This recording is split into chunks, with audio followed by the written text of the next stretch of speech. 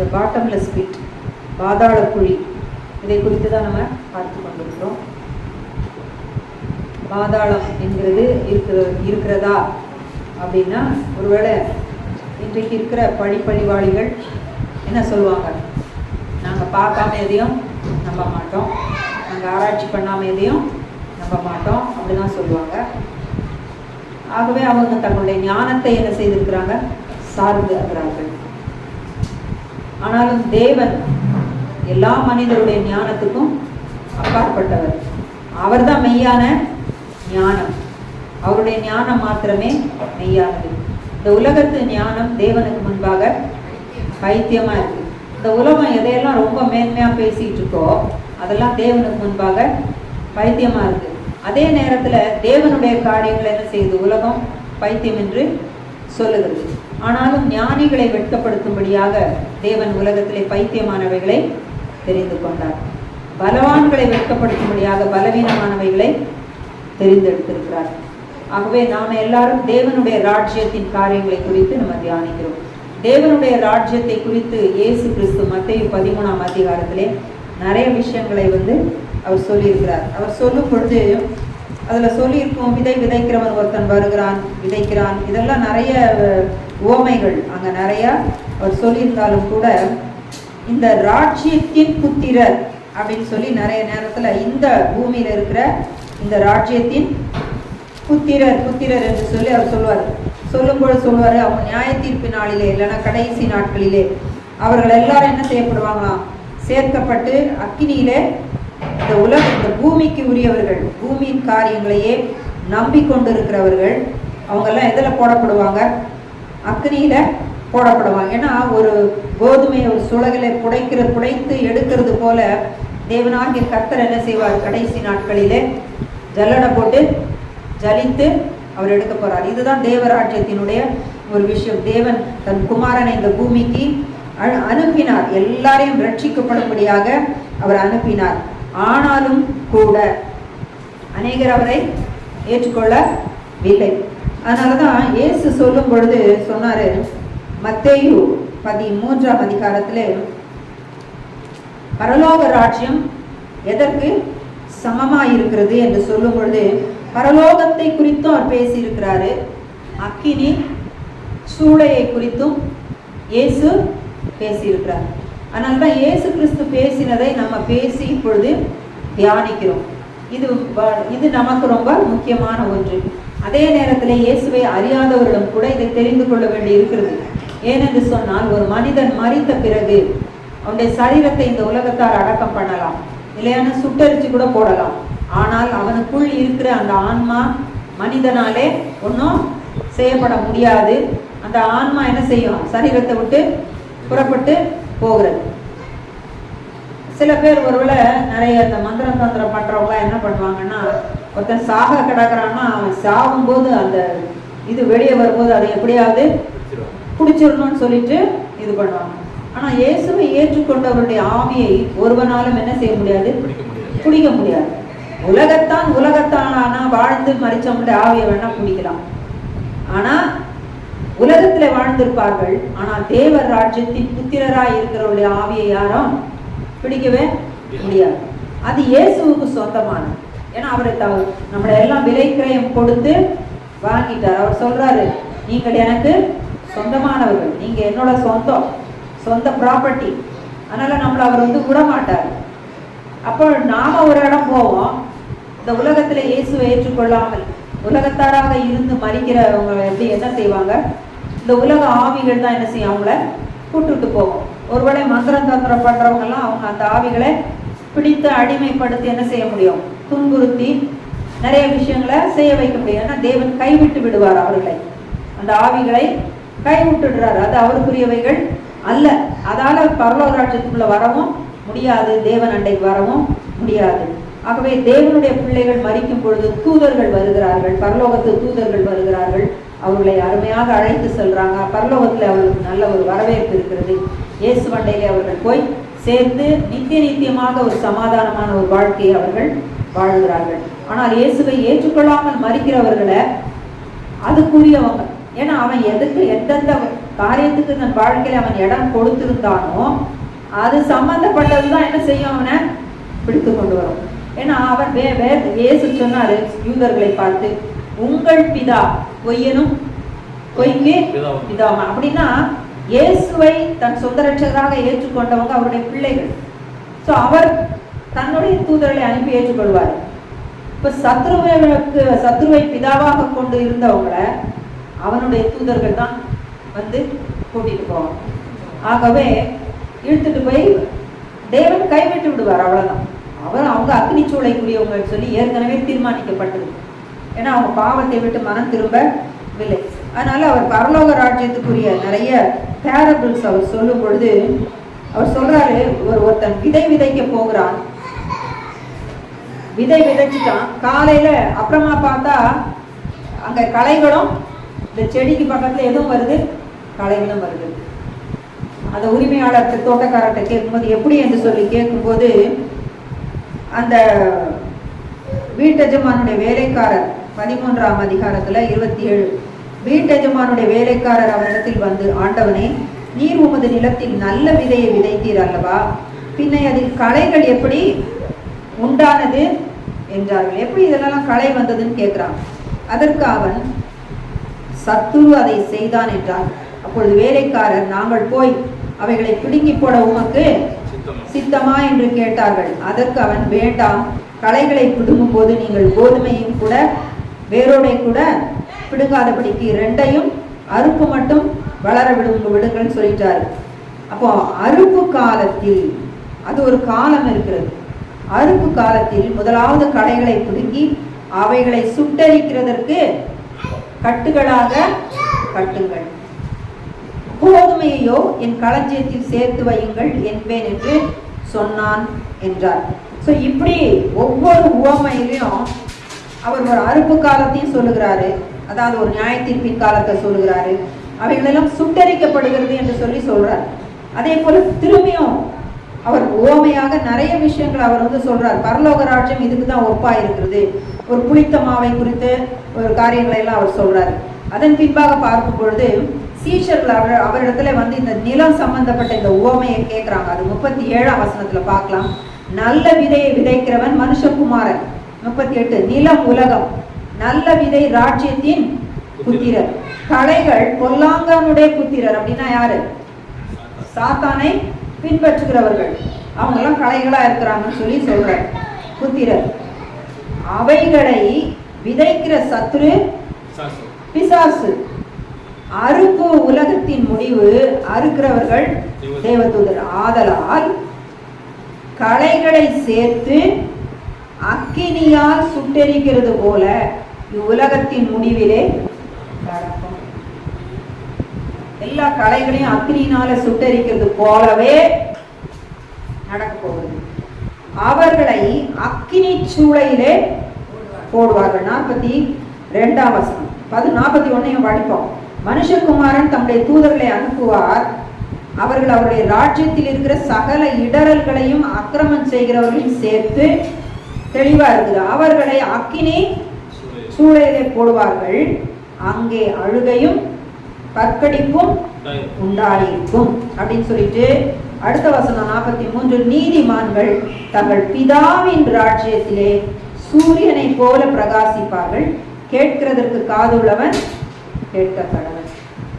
இதே போல அக்கினி சூளையிலே போடுவார். ஏன் அதை தொடர்ந்து இயேசு கிறிஸ்து இதை கற்றுக் கொடுக்கும்?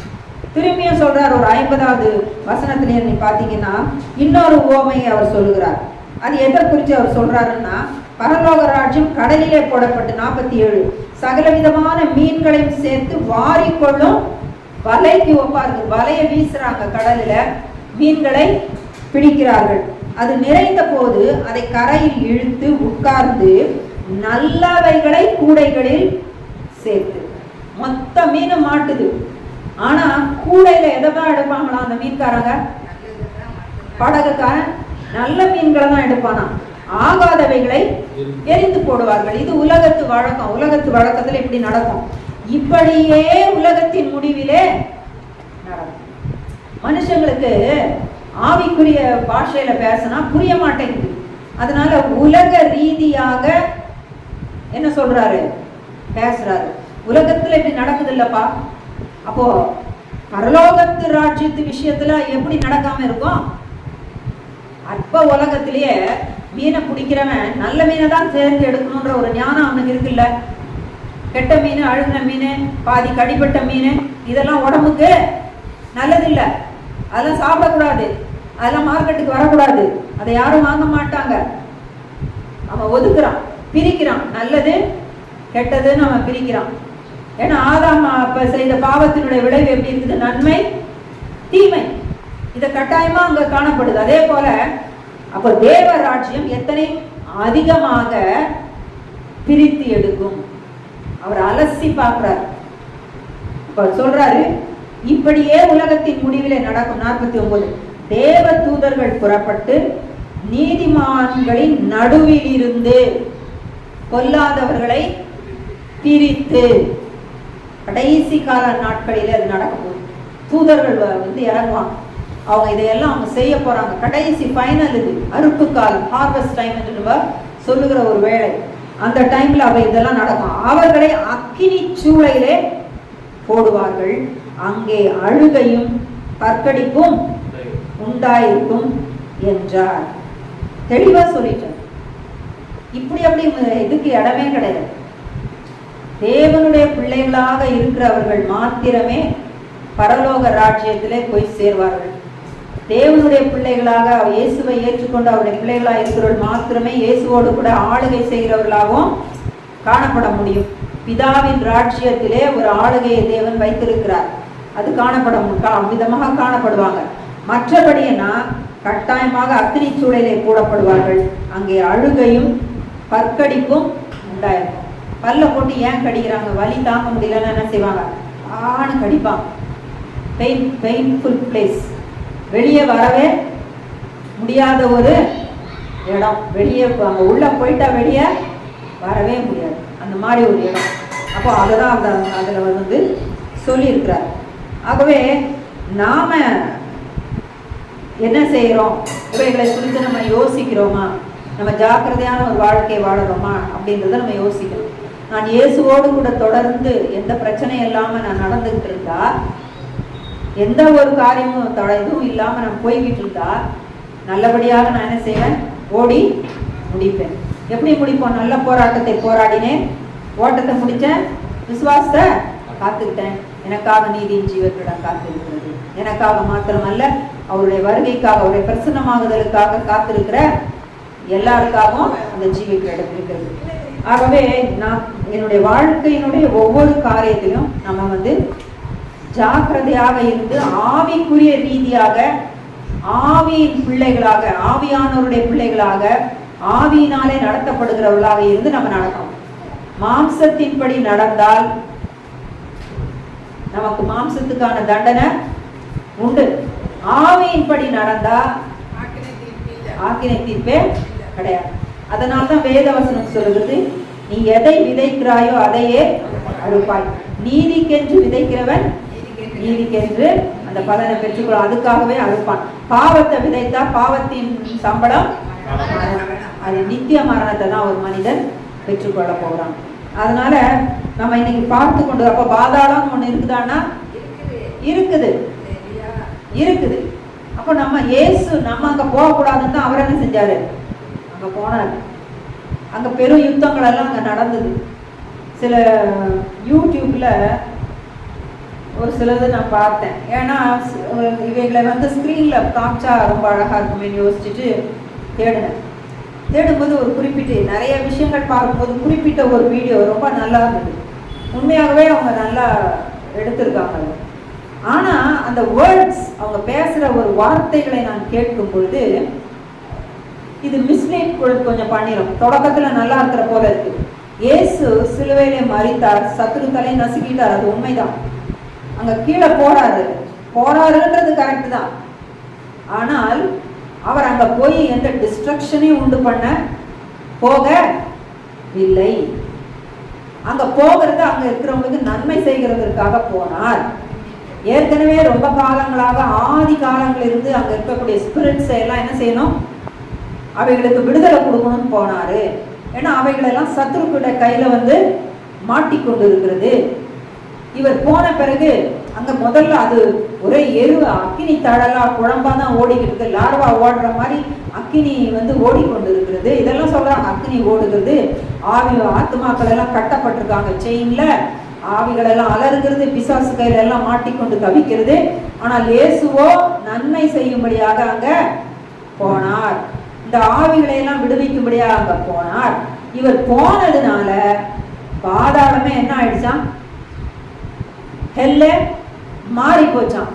அங்க இவர் அங்க போய் எல்லாம் செஞ்சதுனால அந்த லார்வா மாதிரி ஓடிக்கிட்டு இருந்த அக்கினி குழம்பு எல்லாம் அப்படியே குளிர்ந்து போயிடுச்சு. என்னவாச்சான்?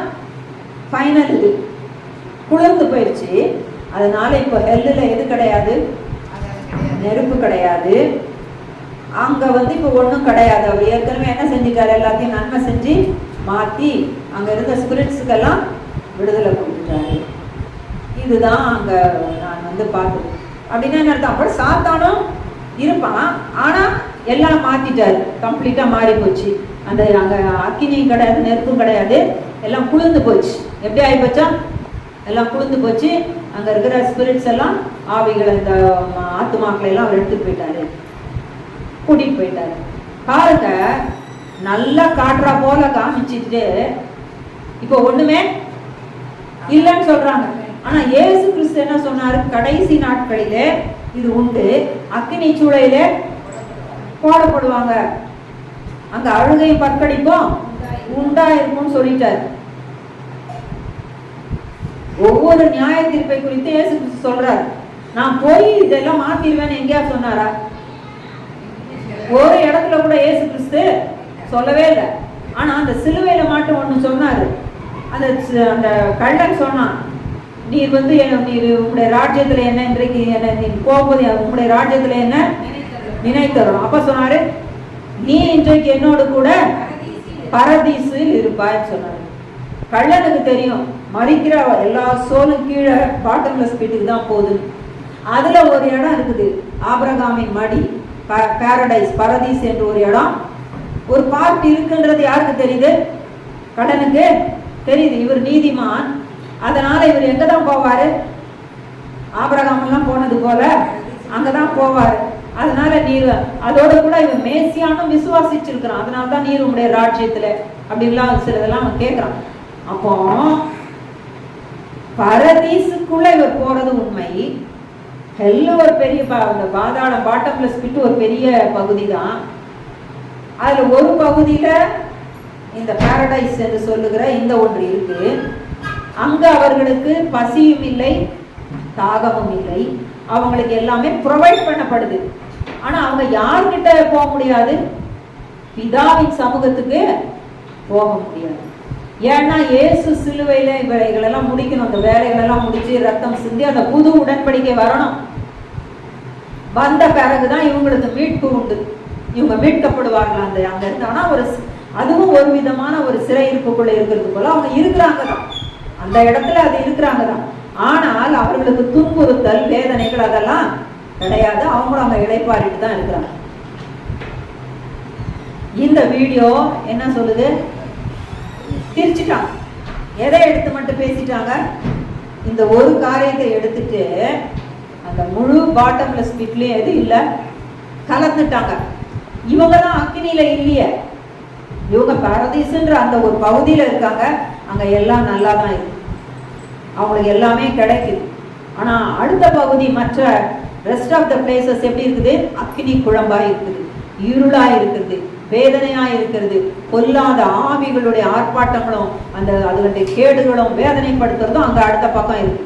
இவங்க எப்படி அவங்களுடைய மனதுக்கு வந்தது போல அதை பிரித்து, இப்போ பாயிண்ட்னா இப்போ ஒன்றும் கிடையாது.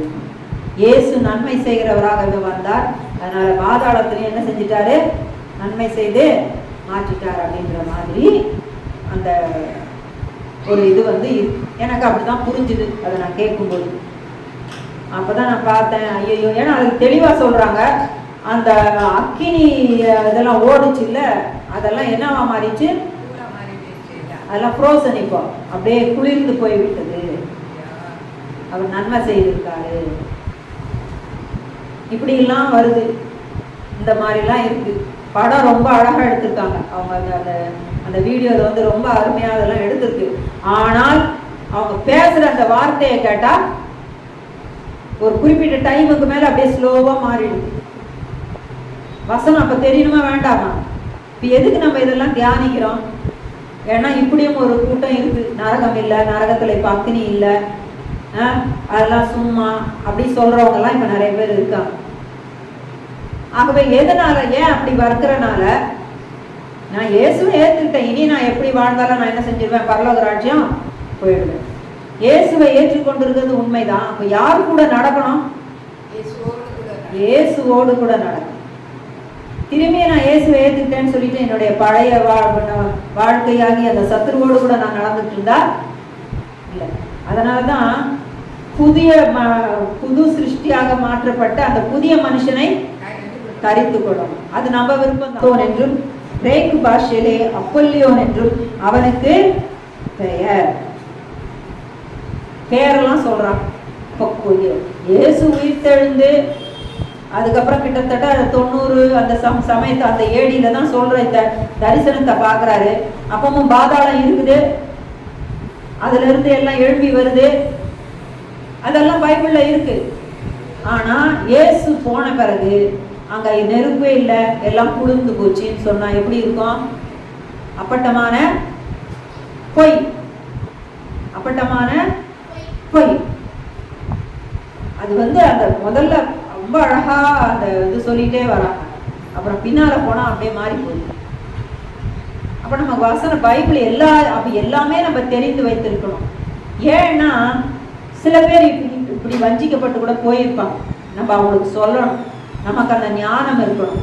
அவ்விதமாகவும் சிலருக்கு சில தெளிவுகளை கொடுக்கணும்னா எனக்கு பைபிள் தெரிஞ்சிருக்கணும். அதனால பைபிளோட இதை தான் தியானிக்கணும், அது பத்தி இது தேவை அது தேவையில்லை அப்படி சொல்றதுக்கு எதுவுமே இல்லை. ஆதியாகமம் 1 வசனத்திலிருந்து வெளிப்படுத்தல் கடைசி ஆமேன் வரைக்கும் தியானிக்க தான் வேண்டி இருக்குது. வேதத்துல தெளிவாய் சொல்லியிருக்குது. வெளிப்படுத்தின விசேஷத்துல, ஏன்னா அது ரொம்ப ஸ்ட்ரிக்டா அவர் சொல்றாரு. இதுல சொல்லப்பட்டதோட எதையா உன்னை கூட்டினாலும் சரி குறைச்சாலும் சரி பனிஷ்மெண்ட். இதுல சொல்லப்பட்டவர்களுடைய வாதைகள் அவங்கள மேல் வரும் சொல்றாரு. ஜீவ புஸ்தகத்திலிருந்து பெயரை கிறுக்கிடுவேன். குறிப்பா வெளிப்படுத்தல மாத்த முடியாது. ஆனா இந்த மாதிரி போடப்படுகிற அந்த வீடியோக்கள் மறைமுகமாக வெளிப்படுத்தலுக்கு விரோதமா தான் இருக்கு. மறைமுகமாக பாவம் புதுசா யாராவது ஏதாவது தேடினாங்கன்னா அவங்க இதுலதான் போவாங்க. இன்னைக்கும் மறிக்கிறாங்க சில பேர். அங்க போறவங்கள சில பேர் மட்டும்தான் வெளியே வராங்க. அவங்க வந்து அங்க பாதாளம் போறவங்க வெளியே வராங்க, வந்து சாட்சி சொல்றாங்க. சொல்ற அத்தனை சாட்சிகளும் நரகத்துல என்ன இருக்கு? அக்கினி இருக்கு, இருளான இடம் இருக்கு, பயம். அதுக்குள்ள போனாலே என்னதான் தான் ஃபியர். அது வந்து பயம் நிறைந்த ஒரு இடம். எப்போ என்ன நடக்கும் தெரியும் பாருங்க. இட்டர்னலா இந்த சஃபரிங்ஸ் அவங்களுக்கு இருக்க போகுது. அது மாத்திரம் கிடையாது, இது வந்து இப்போ இது நடந்துட்டு இருக்கு. ஒயிட் த்ரோன் ஜட்ஜ்மெண்ட்ல பெர்மனண்டா ஒரு பனிஷ்மெண்ட் வரும். ஏன்னா அவங்க எல்லாம் என்ன பண்ணுனாங்கன்னு அந்த கிரியையை பார்த்து ஒரு பனிஷ்மெண்ட் வரப்போகுது. அவங்களுக்கு ஏற்ற பனிஷ்மெண்ட். அது இன்னும் மகா பயங்கரமாக இருக்கக்கூடும். யாரால தாங்கிக் கொள்ள முடியும்? தாங்கிக் கொள்ள முடியாது. அப்போ வெளிப்படுத்தின விசேஷம் எவ்வளவு ஒரு அருமையான ஒரு காரியத்தை மனுஷருக்கு எடுத்து சொல்லுகிறது. அது தேவன் தன்னுடைய ரகசியங்களை என்ன செஞ்சு கொடுத்துட்டாரு? வெளிப்படுத்தி கொடுத்துட்டார். இயேசுவுக்கு வெளிப்படுத்தின அவைகளை இயேசு தன்னுடைய ஊழியக்காரனாகிய யோவானுக்கு கொடுக்கிறார். எதுக்கு? மற்ற ஊழியக்காரர்களுக்கு அதை சொல்லும்படியாக எழுத சொல்லிட்டார். அப்படிதான் வெளிப்படுத்தல் வருது. பிதா இயேசுவுக்கு வெளிப்படுத்த இயேசு கிறிஸ்து தன் ஊழியக்காரனாகிய யோவானுக்கும் கொடுத்து மற்ற ஊழியர்களுக்கு சொல்லும்படியாக அவர் கொடுத்ததுதான் வெளிப்படுத்தின விசேஷம். பிரத்யேகமாக மனிதர்களுக்கு விசேஷமாக அவர் கொடுத்திருக்கிறார். ஆனா இன்னைக்கு மனித சபைகளிலே தெரியாத ஒண்ணு எது? வெளிப்படுத்தின விசேஷம். படிக்காதது எது? வெளிப்படுத்தின விசேஷம். புரியாதது எது? வெளிப்படுத்தின விசேஷம். பயமா இருக்கிறது எது? வெளிப்படுத்தின விசேஷம். ஏன்னா அதுல இந்த மிருகம் அந்த மிருகம்லாம் வருதுன்னு அவங்களே ஒரு சாக்கு சொல்லி முடிச்சிருவாங்க. நமக்கு ஒன்றும் புரியவும் மாட்டேங்குது, பயமாகவும் இருக்குது, அதனால படிக்கலன்னு சொல்லுவாங்க. ஆனால் அதை புரிஞ்சாலும் புரியாட்டாலும் அதை கேட்கிறவனும் அதை வாசிக்கிறவனும் அதை கேட்கிறவனும் அதில் எழுதியிருக்கிறபடி செய்கிறவனும் பாக்கியவான்னு சொல்லிட்டான். இப்போ இந்த வெளிப்படுத்தல 2-3 வசனம் நான் வாசித்தேன். அதை கேட்டதுனால இப்போ நமக்கு என்ன ஆச்சு? பாக்கியம் பெருகிருக்கு. நம்ம தொடர்ந்து கேட்டுக்கிட்டே இருக்கிறோம். அடிக்கடி வெளிப்படுத்தல கேட்டுக்கிட்டே இருக்க ஆட்டோமேட்டிக்கா அந்த பாக்கியவான்களுக்குன்னு அவர் சில ஆசீர்வாதம் வச்சிருப்பார். பூமியில இருக்கும், பரலோகத்திலையும் இருக்கும். அந்த கேட்டகரிக்குள்ள இப்ப நம்ம போயிடுவோம். கேட்டாலே ஒரு கிருபாங்க இருக்கு. சரி, இதுல சொல்லப்பட்டபடி ஜாக்கிரதையா நான் வாழணும். இதுல என்னதான் மெயினா சொல்லியிருக்குன்னா, பரிசுத்தவான்களின் பொறுமை இதனாலே, இதுதான் மெயின் பஸ். பரிசுத்தவான்களின் பொறுமை இதிலே விளங்கும். அப்படின்னா வெளிப்படுத்தின விசேஷம் அவ்வளவும் சொன்னா கூட ஒரு தேவனுடைய பிள்ளையினுடைய பொறுமை தான் அந்த இடத்துல பிரத்யேகமாக பிரதிபலிக்க போற ஒன்று. அதுதான் செயல்படுத்தப்பட வேண்டிய தேவனுடைய குணாதிசயம். அந்த குணாதிசயத்தை அதிகமாக ஸ்ட்ரெஸ் பண்ணி சொல்லுகிறது வெளிப்படுத்தின விசேஷம். ஏன்னா நிறைய உபத்திரவங்கள், பாடுகள் இதெல்லாம் அதுல இருக்கு. உபத்திரவ காலம், மகா உபத்திரவ காலம். அதோட ஃபெய்த்ஃபுல்னஸ், தேவனுக்கு நம்ம உண்மையா இருக்கணும், கடைசி வரைக்கும் அவருக்கு சாட்சியா இருக்கணும். அதனாலதான் இதன்படி செய்கிறவனோ பாக்கியவான் அப்படின்றது வந்தாச்சு. அதோட சொல்றாரு சபைக்கு சொல்லும் போது, நீ கொடுத்துருக்கிற இந்த இதை நீ கடைசி வரைக்கும் புடிச்சுக்கிட்டீங்கன்னா உலகத்தில பூமியில உள்ள அனைவர் மேலும் வரக்கூடிய சோதனைக்கு தப்பிக்கொள்ளபடி செய்வேன்னு சொல்ற. அப்போ பூமி முழுவதிலும் ஒரு சோதனை, ஒரு நெருக்கம், ஒரு உபத்திரம் வரப்போகுது. ஆனால் இயேசுவை ஏற்றுக்கொண்டவர்களோ காப்பாற்றப்பட்டு தப்புவிக்கப்படுவார்கள். இது நிச்சயம். அதனாலதான் வெளிப்படுத்தின விசேஷத்தை நம்ம கட்டாயமாக படிக்கணும். படித்துட்டு நம்ம அதன்படி செய்யும்படியாக நம்ம வாஞ்சிக்க வேண்டியது அவசியமாக இருக்கிறது. இன்னும் நம்ம நிறைய காரியங்களை நம்ம பார்க்கும்போது அவர் சொல்றாரு, இந்த பரலோக ராஜ்யத்தினுடைய அந்த புத்திரருக்கும் இந்த பூமியின் புத்திரருக்கும் நடக்கிற காரியத்தை சொல்லும் பொழுது இயேசு கட்டாயமா சொல்றாரு, அக்கினி சூளையிலே போடுவாங்க. யார? இந்த பூமியின் புத்திரர். ராஜ்யத்தை, தேவ ராஜ்யத்தின் புத்திரரோ பிரித்தெடுக்கப்பட்டு பரலோகத்துல சேர்க்கப்படுவாங்க. அப்ப திட்டவட்டமாக இயேசு கிறிஸ்து இதை சொல்லி இருக்க, நரகத்துல நெருப்பு இல்ல, நரகத்துல இயேசு போய் நெருப்பு அவர் போன உடனே நெருப்புலாம் என்ன ஆயிடுச்சா? குளிர்ந்துருச்சான். வீடியோ யூடியூப்ல